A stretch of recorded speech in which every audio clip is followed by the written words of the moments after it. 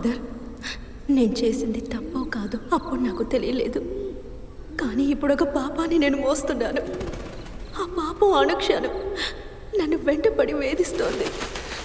దానికి రుణము తీర్చుకున్నాను. అయినప్పటికీ నేను మోసే తప్పుని తెంచుకోలేకపోతున్నాను.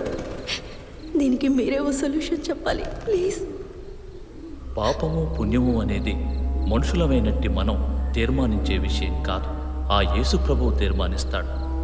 దయతో క్షమాపణ కూడా ఆయనే ప్రసాదిస్తాడు. నువ్వు ఏదైతే తప్పని భావిస్తున్నావో అది ధైర్యంగా చెప్పు.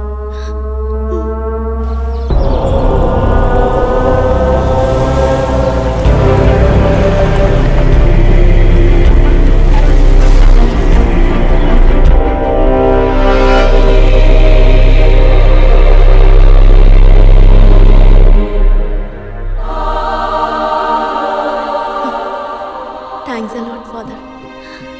ఇప్పుడు కొంచెం రిలీఫ్గా ఉంది. జీసస్ క్షమాపణ పొందిన నేను జీసస్ అనుకొని మీ చేతిని ఒక్కసారి ముట్టుకోవచ్చా? Father, father, father.